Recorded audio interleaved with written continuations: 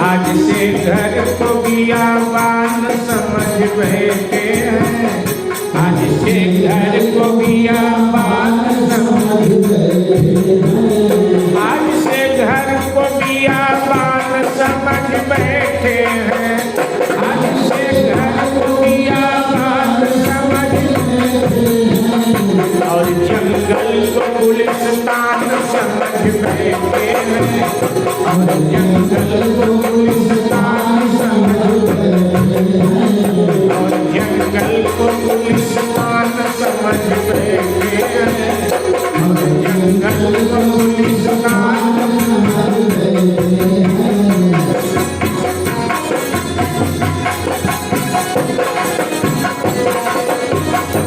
पांडवों ने कहा आज से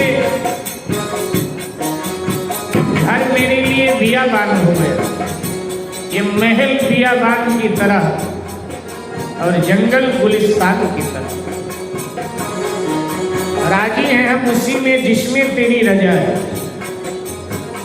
और इधर भी वाह वाह है, उधर भी वाह वाह है।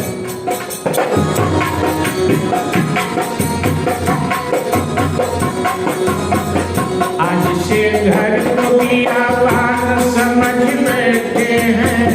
आज से घर को बियाबान समझ बैठे हैं। और जंगल को गुलिस्तान समझ बैठे हैं। और जंगल को गुलिस्तान समझ बैठे हैं। और जंगल को गुलिस्तान समझ बैठे हैं। और जंगल को गुलिस्तान समझ बैठे हैं। लाख अच्छा है हमें महल सारा से जंगल। लाख अच्छा है हमें महल सारा से जंगल। लाख अच्छा है हमें महल सारा से जंगल। लाख अच्छा है हमें महल सारा से जंगल। और इन महलों को शमशान समझ बैठे हैं। और इन महलों को शमशान समझ बैठे हैं। और इन महलों को शमशान समझ बैठे हैं। और इन महलों को शमशान समझ बैठे हैं। आज से घर को बियाबान समझ बैठे हैं। आज से घर को बियाबान समझ बैठे हैं। आज से घर को बियाबान समझ बैठे हैं।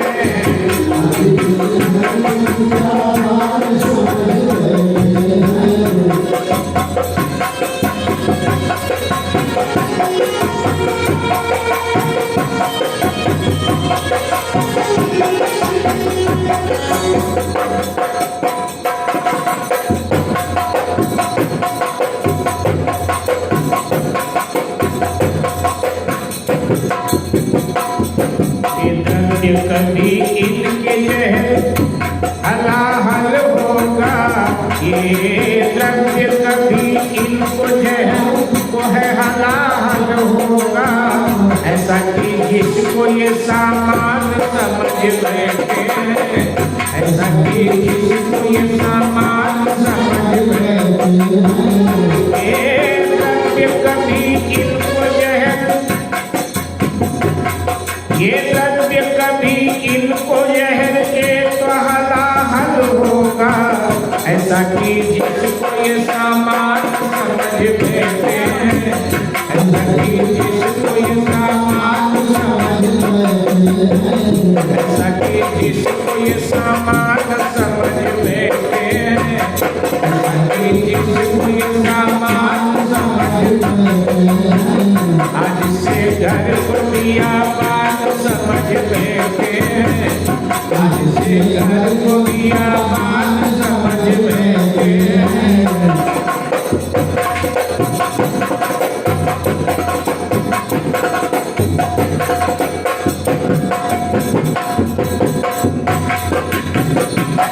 मेरे भाई बहन कल्पना करें, राज रानी द्रौपदी और पांडव 12 वर्ष का वनवास और 1 वर्ष का अज्ञातवास बिताने के लिए निकल पड़े। मां कुंती दारू में विलाप कर रही है, विधाता क्या 13 वर्ष के बाद इन अपने नवनिहालों का, इन अपने दुलारे पुत्रों का मुझे मुख देखना नसीब होगा। विधाता जहां तक मुझे ध्यान है, जब से मैंने जन्म लिया तब से अब तक मेरे जीवन में दुख ही दुख है। मेरे भाई बहन, कुंती महाभारत की बड़ी अद्भुत पात्र है, अद्भुत। यद्यपि समाज में जब तुलनात्मक चर्चा कोई करे और समाज से कोई प्रश्न करे कि कुंती गांधारी में महान कौन, दोनों नारियों में कुंती और गांधारी को आमने सामने खड़ा किया जाए और ये प्रश्न किया जाए समाज से कि इन दोनों में महान कौन है, तो 90% लोग तो यही कहेंगे कि गांधारी महान है। लेकिन जब समीक्षा करेंगे, जब विश्लेषण करेंगे, जब आप उन प्रसंगों में डूबेंगे तब आप पाएंगे नहीं, ऐसा बोलना कुंती माँ के साथ अन्याय है। महान अगर कोई है इन दोनों में तो निर्णय शास्त्र ये देगा आपको कि कुंती ही महान है। हाँ, देखने में वो साधारण सी नारी लगती है, बिल्कुल साधारण सी, क्योंकि उसने आंखों में पट्टी आदि नहीं बांधा है, तो वो तो अपने बच्चों का भरण पोषण करती हुई दिख रही है, लालन पालन करती हुई, उनको सद शिक्षा सद ज्ञान दिखती हुई दिख रही है। लेकिन वहां केवल पट्टी आंख पर है, लेकिन भरण पोषण कोई और कर रहा है उनका। और शिक्षा तो उन्हें, शिक्षा के नाम पर उन्हें सद शिक्षा नहीं बल्कि असद शिक्षा उनको दी जाती। मेरे भाई बहन, तो कुंती अवसाद में, विषाद में डूब गई और कुंती के भावों का यहाँ कवि ने जिक्र किया। आइए कुछ देर के लिए, किस तरह से मैं ये दुख सहूं, किस तरह से मैं ये दुख सहाऊं, बेटा कहकर मैं किसको पुकारूं, किस तरह से मैं ये दुख सहाऊं। वेदना का वर्णन है मेरे भाई बहन। साहित्य में रस होता है, ये कर्म रस है, और जब जिस रस का वर्णन हो रहा है ना, जब उस रस में श्रोता डूब जाता है तो कथा का भरपूरा लाभ उठाता है। कर्म रस का चित्रण कवि कर रहा है, माँ की वेदना का। एक माँ के हृदय में वेदना क्या होती है अपने संतानों से बिछुड़ते समय। इस तरह से मैं दुख सहारूं, इस तरह से मैं दुख सहारूं, बेटा कहकर मैं किसको पुकारूं, पुकारूं, बेटा कहकर मैं किसको पुकारूं।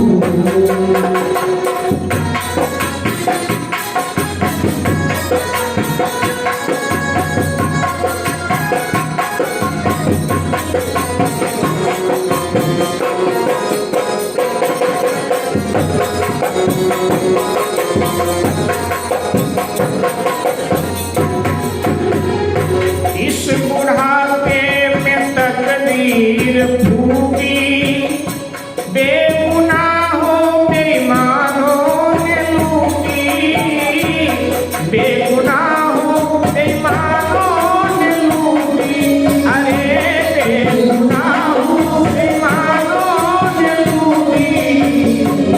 जिंदगी किस तरह से गुजारूं,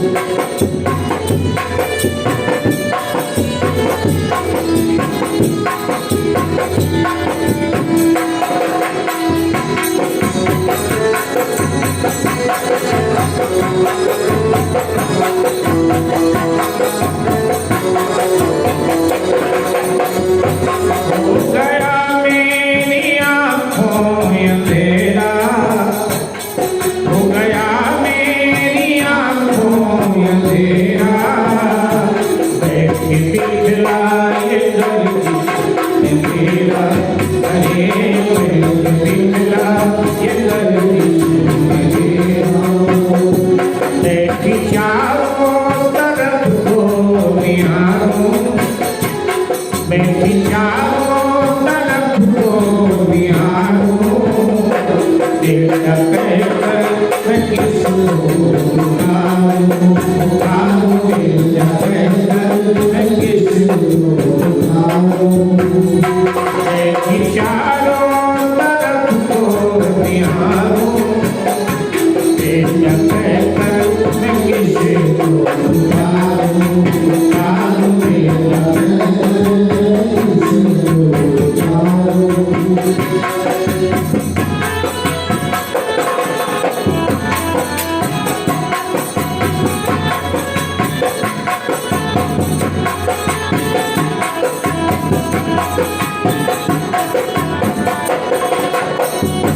मेरा कोई नहीं इस नगर में, बढ़ गए घाव गम के जिगर में, जिगर में बढ़ गए घाव गम के जिगर में, जिगर में बढ़ गए घाव गम के जिगर में।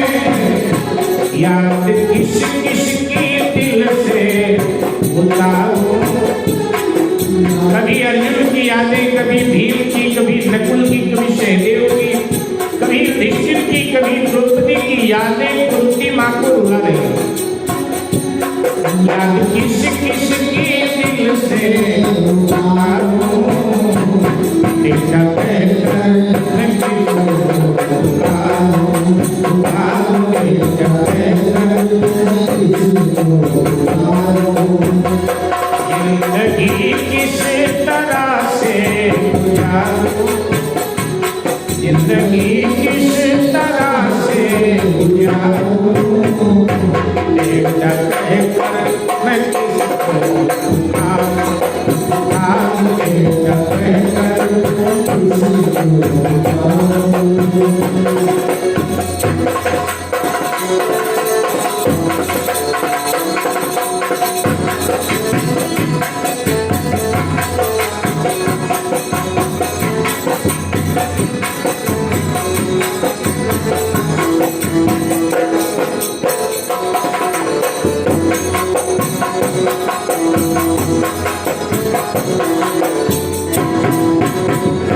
नहीं दिखता सहारा जरा सा, कौन यशवंत सिंह दे दिलासा, दिलासा कौन यशवंत सिंह दे दिलासा। नहीं दिखता सहारा जरा सा, नहीं दिखता सहारा जरा सा, कौन यशवंत सिंह दे दिलासा, दिलासा कौन यशवंत सिंह दे दिलासा। रोती तू या सिर फोड़ डालूं, रोती तू या सिर फोड़ डालूं, किस तरह जिंदगी जाऊं। रोती तू या सिर फोड़ डालूं, बेटा कहकर मैं किसको पुकारूं, पुकारूं, बेटा कहकर मैं किसको पुकारूं।